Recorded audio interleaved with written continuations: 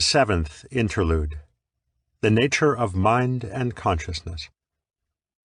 In this interlude, we examine the changes that occur as the mind grows more unified in the higher stages. We also provide a simple but profound revision to the mind system model to help you better understand and navigate the stages to come. Unification, Mindfulness, Purification, and Insight. As you progress through the higher stages, the entire mind system continues to unify, becoming ever more cohesive and harmonious, and ever less fragmented and conflicted. This process has three profound effects. Mindfulness keeps improving, as does the magic of mindfulness. Deep unconscious material rises to the surface, allowing for further purification, and profound insight becomes more likely. Why does the unification of mind produce such far-reaching consequences? The basic explanation is quite straightforward.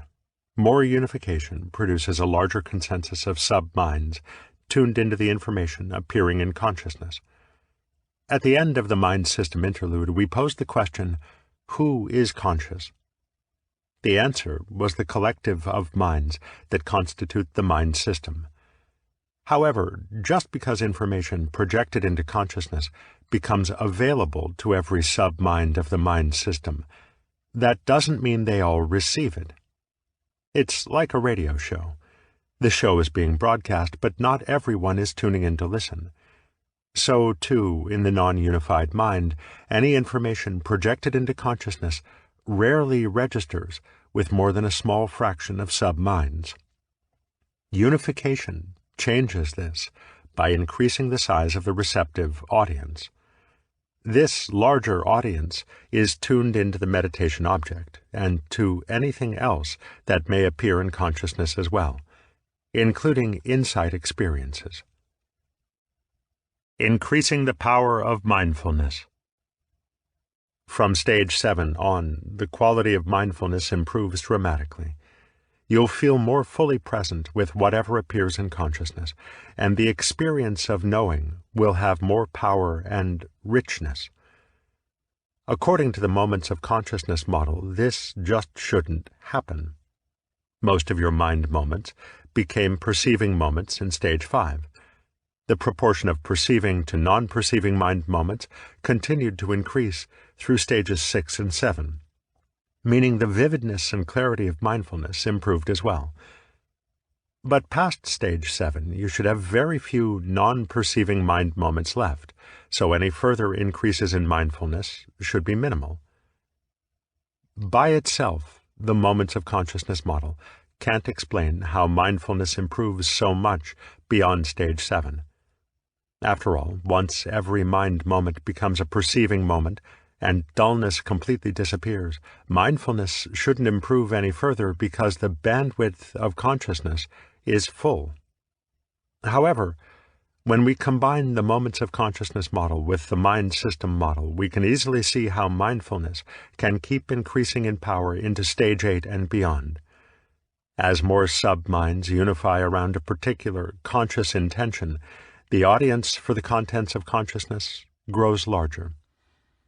With greater unification, more sub-minds are tuning in to consciousness at any one time. In other words, our degree of mindfulness depends not only on the number of perceiving moments, but also on how much unification there is.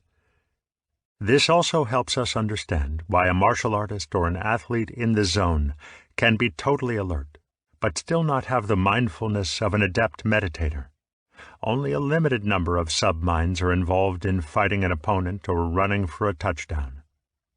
Rather than being unified, the rest of the sub-minds are just offline. When the fight is over or the athlete leaves the field, the cacophony of conflicting sub-minds resumes. At the adept level of practice, you'll also notice that mindfulness can still be quite powerful even when you're dull and can't think clearly because of fatigue or illness. Furthermore, you can sustain strong mindfulness even as you fall asleep at night, and lucid dreams aren't uncommon. Even in deep, dreamless sleep, we can have the experience of knowing we're asleep. Again, This contradicts what the moments of consciousness model predicts. If dullness is due to a decrease in perceiving moments, then mindfulness should erode when dullness sets in. Indeed, meditation would seem pointless when we're sick or sleepy. But with greater unification, even if there are fewer perceiving moments of consciousness, the content of those moments is reaching more sub-minds. That is, there is less information in consciousness, but a bigger audience watching. So not only can we practice when we're dull, but we should practice, because unification can continue even in dullness. Enhancing the magic of mindfulness.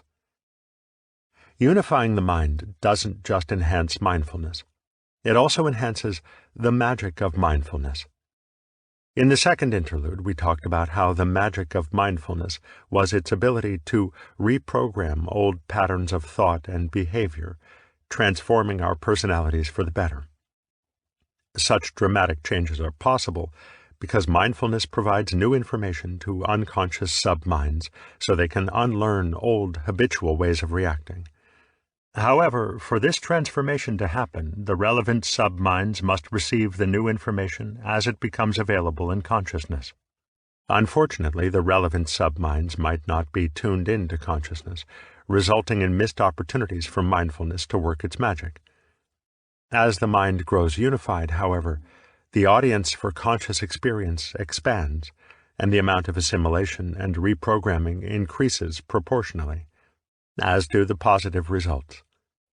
Unification plays the same role in insight as it does in personality change. For an insight experience to actually reprogram our intuitive view of reality, the relevant information must reach a large enough audience of sub-minds. What makes a mere insight experience into a transformative insight is how many sub-minds of the mind system share in the experience. We can have a profound spiritual experience, yet the effects may be short-lived. There simply weren't enough sub-minds unified around the experience, tuned in to the information in consciousness, to produce a major transformation. Unification also affects how deeply insight penetrates. As the information provided by an insight experience sinks deeper and deeper into the unconscious mind, the insight matures. A weak insight becomes a powerful insight. The process by which insight deepens is the same in every case. New information gets assimilated by the sub-minds that are tuned in, forcing them to revise their reality constructs. At some point, the transformation created by insight becomes so widely established in the mind system that our worldview changes completely. That's why unifying the mind is so important for achieving insight. Further purification of mind. As unification increased in stage 7, it created pressure on other unconscious sub-minds to join in the process.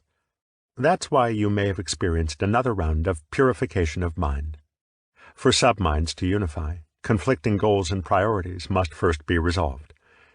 Since conflict resolution and integration can only occur in consciousness, the effect of this pressure from below was to force the buried content, preventing unification, up into consciousness to be purified. The exclusive focus and pacification of mind in stage 7 created the perfect opportunity for both deeply buried and extremely subtle material to surface. This is the hidden story behind the subjective experience of purification. As we mentioned in the last interlude, purification is important for minimizing the psychological trauma that can accompany the insights leading up to awakening. Therefore, as we enter the adept stages with their greatly increased potential for insight, allowing purification to continue is more crucial than ever. How a cessation experience becomes transformative insight. The mind system model and unification process help us understand one of the most profound insight experiences, the cessation event. A cessation event is where unconscious sub-minds remain tuned in and receptive to the contents of consciousness, while at the same time none of them project any content into consciousness. Then consciousness ceases completely. During that period, at the level of consciousness, there is a complete cessation of mental fabrications of any kind, of the illusory, mind-generated world that otherwise dominates every conscious moment. This, of course, also entails a complete cessation of craving, intention, and suffering. The only information that tuned-in subminds receive during this event is the fact of a total absence. What makes this the most powerful of all insight experiences is what happens in the last few moments of consciousness leading up to the cessation. First, an object arises in consciousness that would normally produce craving. It can be almost anything. However, what happens next is quite unusual. The mind doesn't respond with the habitual craving and clinging. Rather, it fully understands the object from the perspective of insight, as a mental construct, completely empty of any real substance, impermanent, and a cause of suffering. This profound realization leads to the next and final moment of complete equanimity, in which the shared intention of all the unified subminds is to not respond. Because nothing is projected into consciousness, the cessation event arises. With cessation, the tuned-in subminds simultaneously realize that everything appearing in consciousness is simply the product of their own activity. In other words, they realize that the input they're accustomed to receiving is simply a result of their own fabricating activities. This has a dramatic effect. The subminds of the discriminating mind have the insight that everything ever known, including the self, was nothing but a fabrication of the mind itself. The subminds of the sensory mind have a slightly different insight. The only kind of information that ever appears in the mind that isn't purely mind-generated is the input coming to them directly from the sense organs. If the subminds are receptive, but there's nothing to receive, can a cessation event be consciously recalled afterward? It all depends on the nature of the shared intention before the cessation occurred. If the intention of all the tuned-in subminds was to observe objects of consciousness, as with popular noting practices, all that's subsequently recalled is an absence, a gap. After all, if every object of consciousness ceases, and there's no intention for the subminds to observe anything else, then nothing gets imprinted in memory. However, if the intention was to be metacognitively aware of the state and activities of the mind, we would remember having been fully conscious, but not conscious of anything. We would recall having a pure consciousness experience, PCE, or an experience of consciousness without an object, CWO. To be clear, there is no actual experience of consciousness without an object during the cessation event, nor could there possibly be. This experience, like any other, is a construct of the mind, and in this case is generated after the cessation event has already ended. How the memory of a cessation event is interpreted retrospectively takes many forms, depending on the views and beliefs held by the person whose mind is doing the interpreting. Thus, the cessation event itself is not a mental construct, but the subsequent interpretations are entirely constructed. Regardless of what does or doesn't imprint in memory, every submind tuned into consciousness during cessation must assimilate the event into its own representation of reality. As with any insight experience, the new information forces a reprogramming of how all future experiences are interpreted and responded to. Realizing that all phenomenal experiences, including the self, are mere mental constructs, and therefore empty of any real substance, radically transforms how the mind functions. We understand more clearly than ever before craving and suffering as the grasping after mere mental constructs, and the more subminds are tuned in during the event, the stronger the understanding will be. Of course, it's not hard to acquire a conceptual grasp of these truths. Many have done so. But only insight can establish this understanding at a deep, intuitive level. The transformative power of a cessation event depends on how unified the mind was. Unification determines the overall size of the audience of sub-minds receptive to events in consciousness. Only the parts of the mind system that were tuned in during the cessation are affected. If the mind were completely unified, then every submind within the mind system would be affected simultaneously, and there would be a complete awakening of the entire mind system. However, if the mind system was only partially unified, there are two possibilities: no transformation or incomplete transformation. This is because a certain degree of unification is needed during the event to reach enough subminds to make any tangible, lasting difference to the whole mind system. With too little unification, a person may have a very memorable peak experience, but with little or no lasting effect. However, if the critical threshold is reached, the second possibility is an incomplete transformation of the mind system, limited to those subminds that happened to be tuned in at the time. Complete transformation must await subsequent cessations or other insight experiences that have a similar impact on the remaining parts of the mind system. This incremental process of transformation explains why awakening is traditionally described as occurring in a series of stages. Extending the mind system model. The mind system model has great explanatory power. Yes, it's a simplification of a complex reality, but that's why it's so useful. We have pictured the mind system as consisting of the conscious mind surrounded by and connected to the unconscious, sensory, discriminating, and narrating minds. The conscious mind is a locus where information exchange takes place, and consciousness refers specifically to the actual process of information exchange. Who is conscious is the collective of unconscious minds that exchange information in this way.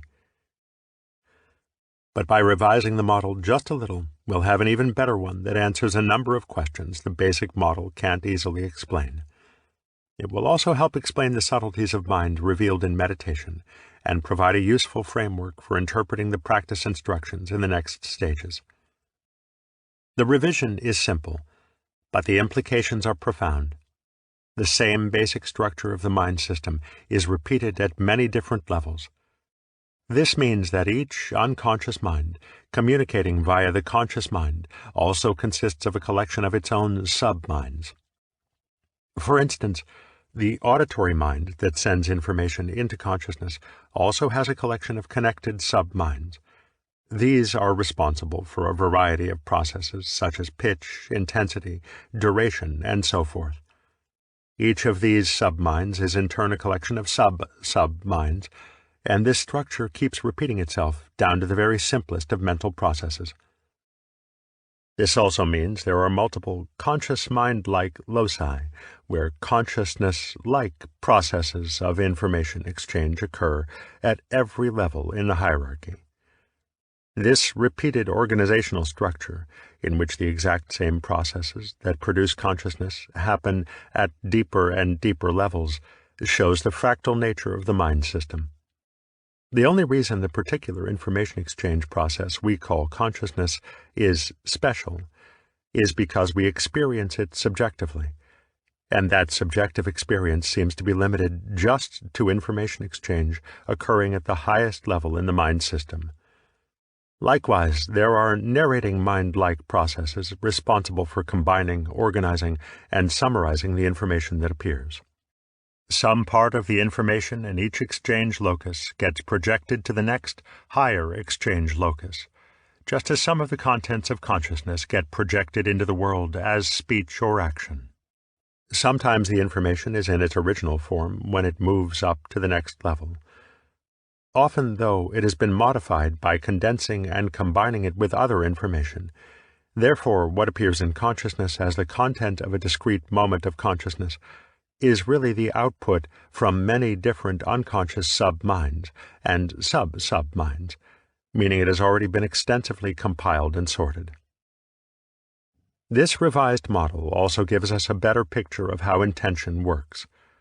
According to the mind system model, all intentions are generated in the unconscious mind.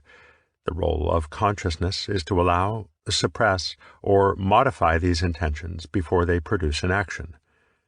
However, if the unconscious intentions rising into consciousness were always simple, conditioned reactions, similar situations would always generate the same intentions. But this isn't what happens. Also, new intentions arising into consciousness are often already quite complex. And that's because much of the evaluation, modification, and vetting of competing intentions has already occurred at an unconscious level. Finally, extending the mind system model gives us a new perspective into the nature of all conscious experience.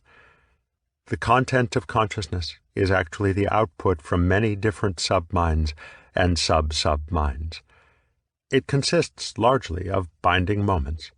All the individual bits of sensory information have already been extensively combined, analyzed, and interpreted before we ever become conscious of them.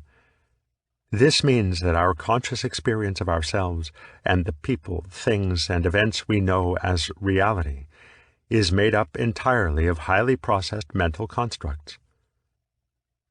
Information processing in the sensory minds. To gain a more complete picture of this upgraded mind system model, let's look at the kind of information exchange that happens within the sensory mind as a whole. Information from all the different senses gets exchanged via a conscious mind-like, but still unconscious, information exchange locus. For example, auditory information can contribute to the processing of visual information, and vice versa, such as when its auditory mind can't recognize a sound, and the eyes search for its source. This also allows information from different senses to be bound together. Knowing which person is saying the words you hear is an example of this type of pre-conscious binding. Looking closer at individual sensory minds, each one is actually made up of a number of sub-minds. The visual mind, for example, is comprised of many different visual sub-minds, each processing different kinds of information coming from the eyes: color, brightness, contrast, lines, shape, motion, etc.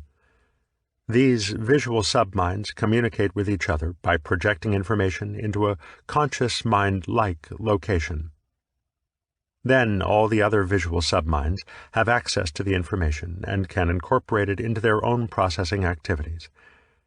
This process of information exchange within sub-minds is exactly like what we call consciousness at the highest level of the mind system. But because it happens at a deeper level, it can never be part of our conscious experience. If we could somehow look inside the sub-minds of one of these sensory minds, say the visual mind, we would find that it doesn't process visual information as images, or even as sense percepts like contrast, color, and shape. It only converts that information into sense percepts or images at the highest level, before exchanging it with other parts of the mind system. As an analogy, consider computers. Images serve no purpose within computers. Rather, all input must first be converted into ones and zeros before the computer can use it. Then your computer converts the results of its processing activities from ones and zeros into an image on your monitor, so it's meaningful to you. Otherwise, the information within a particular sensory mind appears as something just as unintelligible as ones and zeros. But between sensory minds, information is communicated in the form of sense percepts like color, warmth, and sounds that are meaningful to the entire mind system. Sense percepts are the lingua franca of the mind system. Inside every sensory mind, there is also a sub-mind that binds sense percepts together. In the visual mind, information from many different visual sub-minds is integrated into a recognizable image. These highly composite images are what ordinarily get projected into consciousness. In other words, what we become conscious of are mostly binding moments of consciousness, each containing a filtered, pre-sorted, and pre-assembled synopsis of the vast amount of information continuously flowing into the brain from the eyes. The cost associated with all this integration is a huge loss of information at every level of binding, which reaches colossal proportions by the time it reaches consciousness. However, a certain amount of detail is restored to perceptual experience because some simple, unbound sense percepts, like color and contrast, get projected directly into consciousness, interspersed among the binding moments. This is precisely what gives normal visual experience its richness and texture. Normal sensory perception consists of a mix of discrete moments of consciousness, reflecting many different levels of information processing in the sensory mind. There are the simple, unbounded sense percepts like color, temperature, pressure, and pitch. Then there are the binding moments that combine sensory percepts. Contrast, brightness, color, and shape are combined to create an image. Pitch, loudness, timbre, and sustain are united to make a musical phrase. The normal tactile experience of the breath is another example, consisting of a multi-level integration of touch, pressure, movement, temperature, and so on. Finally, there is the higher-level unconscious binding activity that combines information from the different senses. Drugs and certain kinds of brain injuries produce bizarre sensory effects by altering the mix of bound and unbound sensory information reaching consciousness. Something similar also happens when we see or hear something we can't recognize because the sensory mind can't make sense of the information it receives. We can feel our whole mind struggling to make something meaningful from them as different components of sensation appear in consciousness. Information processing in the discriminating mind. The conscious mind is where the sensory, thinking, emotional, and narrating minds exchange information. When projected into consciousness, the content of all the various sensory mind moments becomes available to the discriminating mind. The thinking, emotional mind then conceptually identifies and evaluates that information before adding it back into the stream of conscious moments. The conceptual and emotional output of the thinking, emotional mind then becomes available to the sensory and narrating minds. The narrating mind performs the highest level of information binding within the mind system as a whole. Attention and awareness each have their role in this information processing. Attention extracts specific parts from the vast amount of information contained in these moments of consciousness for more processing. Most of the time, attention selects, processes, and reprojects complex, high-level binding moments. These are the high-level moments that get bound together by the narrating mind. The function of awareness, on the other hand, is to selectively deliver to consciousness whatever attention requests for analysis. Although conscious experience is dominated by perceptions derived from high-level binding moments and narrative moments of consciousness, its richness comes from individual sense percepts and lower-level binding moments. This richness increases proportionately when the content of consciousness shifts toward more low-level information processing and away from complex binding, abstract thinking, and storytelling. The increased richness and detail that comes with being more fully present is an example of such a shift. Applying the revised model to meditation experiences. With stable attention and powerful mindfulness, we can witness events in the mind system that simply aren't accessible to the untrained mind. This is because intentionally directed and effortlessly sustained attention has a powerful effect on what appears in peripheral awareness. When we choose to attend to certain kinds of mind moments and ignore others, those moments become much more apparent because they increase in frequency, while the others decrease. In particular, when we preferentially attend to lower-level binding moments and basic sense percepts, it narrows the overall range of mind moments, making these stand out much more prominently. Thus, sustained selective attention can give us access to the many different levels at which raw sensory data gets converted into our familiar conscious experience. The exceptional power of awareness and attention then allows us to observe these different levels of information processing with great clarity. Take the example of the acquired appearance of the meditation object at stage 6, when conceptual interpretations of the breath fell away. This was the first time you became so fully and continuously conscious of individual sense percepts. Prior to this stage, they were fewer and scattered among a large number of more complex binding moments, such as those producing recognizable experiences, such as in-breath. But as attention focused more on the sensations of the breath, the mind system responded by providing more mind moments involving simple sense percepts. At the same time, conceptual and other more complex binding moments arising in awareness were consistently ignored, so higher-level binding moments decreased. As the proportion of simple sense percepts increased in both attention and peripheral awareness, perception shifted to become more direct and less conceptual, and you experienced individual sense percepts directly. The well-trained mind of an adept can witness processes and events at an even more subtle level. If you did the practice of close following described in Stage 7, you may have experienced sensory information before it was converted into a sense percept. This type of close, fine-grained observation is not available to ordinary consciousness. That kind of raw, unprocessed sensory data appeared as a vibratory flux, empty of meaning. Not only is information in that form unrecognizable, but the mind system as a whole tends to recoil from the experience in great discomfort. This practice pushes the tactile sensory mind to project information into consciousness in a form usually exchanged only between tactile sub-minds. Like the ones and zeros of a computer, this information is meaningless outside of that particular sensory mind. This type of information never becomes conscious except as part of rare drug experiences, or brain injury, or in meditation. As you move into Stage 8 and beyond, you will engage in practices that allow you to further examine other subtle mental processes. For instance, in the meditation on dependent arising in Stage 8, you will investigate fleeting thoughts and sensations.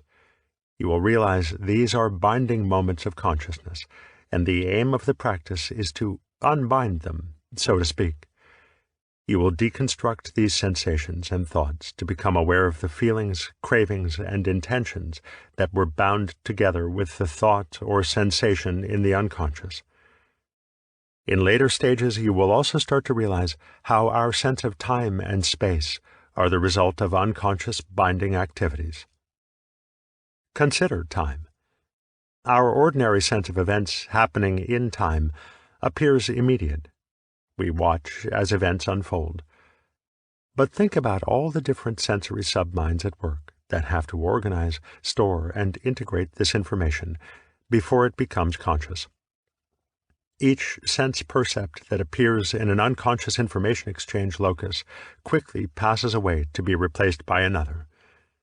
To become meaningful, a series of individual sense percepts must be stored, and when enough have accumulated for a pattern to emerge, they are bound together in a way that reflects their relationship over time. This temporal binding is a fundamental kind of binding that necessarily precedes most other kinds. What we actually experience in consciousness, therefore, are binding moments with the sense of time already embedded in each moment.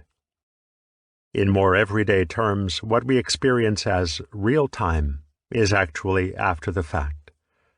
Time is, in a sense, packaged into mind moments by the unconscious sub-minds to be unpacked later in consciousness. Temporal binding moments are always being projected into consciousness, but can only be clearly discerned once most other binding moments have been excluded. For example, during the early part of close following meditation in Stage 7, you experienced the breath as jerky pulses of sensations. Those pulses are instances of what temporal binding moments look like in relative isolation. The idea of your experience of time as a mental construct may initially seem foreign, but you will gain first-hand experience as you progress further. By the time you reach Stage 10, you may be able to experience temporally extended events as a whole, without the time element being fully unpacked. This preconceptual, temporally bound sensory information can also be used as a meditation object to enter very deep jhanas. Spatial binding is another fundamental form of information binding. Visual percepts and sounds, for example, are located on an internal mental map of surrounding space, with our body in the center. In the same way, tactile percepts are associated with specific locations on an internal map of the body. Spatial binding is so ubiquitous that we usually become aware of it only by its absence. You may have already experienced one example of this in stage 6, when the breath seemed to appear disconnected from the nose. This dislocation happens when breath sense percepts become divorced from our internal map of the body.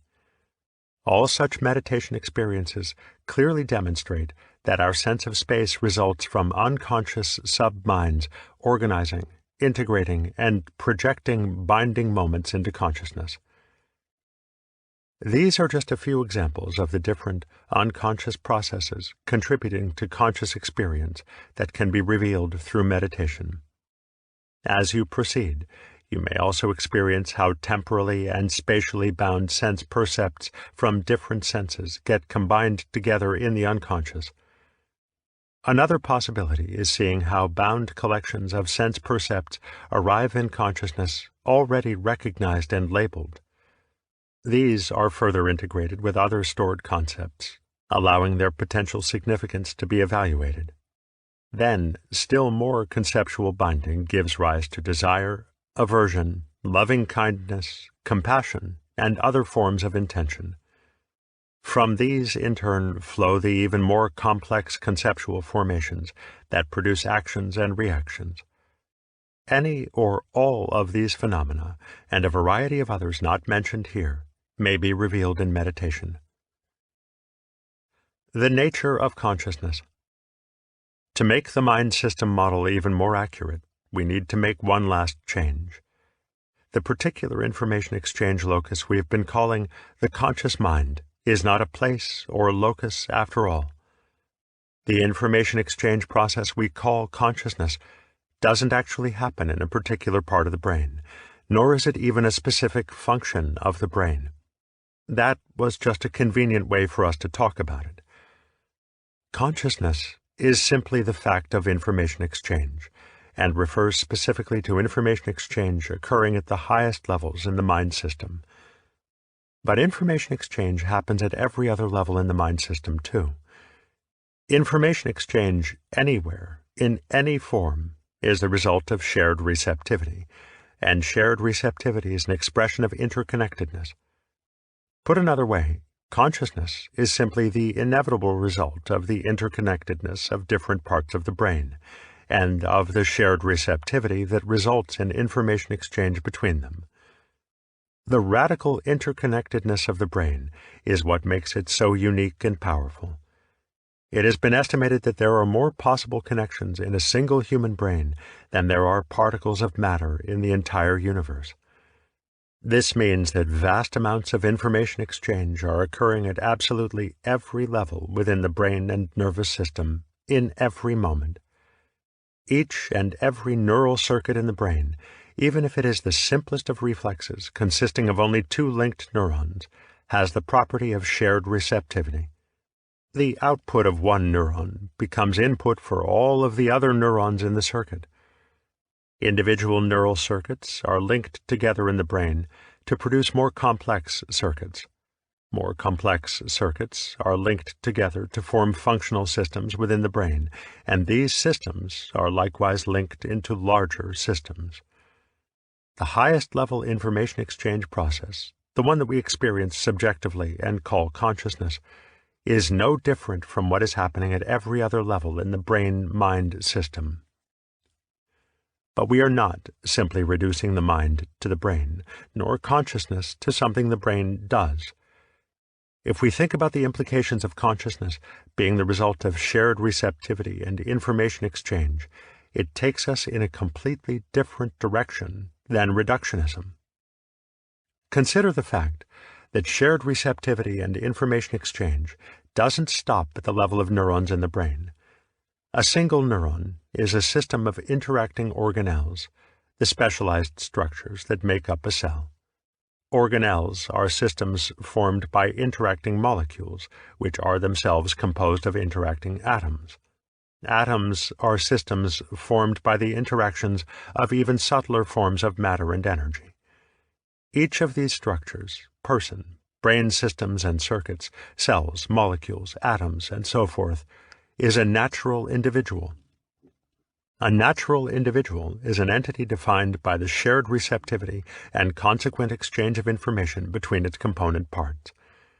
This means that every molecule and every person is a kind of unique individual, but it's our interconnectedness rather than an external boundary that gives us our individuality. This also implies that the process of information exchange called consciousness at the level of a person is no different from what is happening at all these other levels as well. Shared receptivity and information exchange doesn't stop at the level of individual human consciousness either. People are interconnected in the form of many different kinds of social units, from couples and families to nations and humankind as a whole. We view these organizations of people as distinct entities and often speak of them as having a kind of group consciousness. Even the United States Supreme Court has intuited a sort of personhood in corporations. It is, of course, a politically and legally problematic comparison, simply because corporations have so much more power than an individual person. Nevertheless, corporations, churches, and political parties all take part in information exchange, and thus have a type of consciousness one step above that of individual persons. Pursuing this idea even further, multiple species are interconnected to form ecosystems. Ecosystems are interconnected to form biomes, and the biosphere is formed of interconnected biomes. Both the living and non-living parts of planet Earth interact, changing each other to form a single, complex, interdependent system. Planets and stars form galactic and supragalactic systems. It's not unreasonable to view the entire universe as one single, massively interconnected and interdependent system. Indeed, every structure we have identified, from atoms to persons to the universe as a whole, constitutes a natural individual by virtue of shared receptivity and information.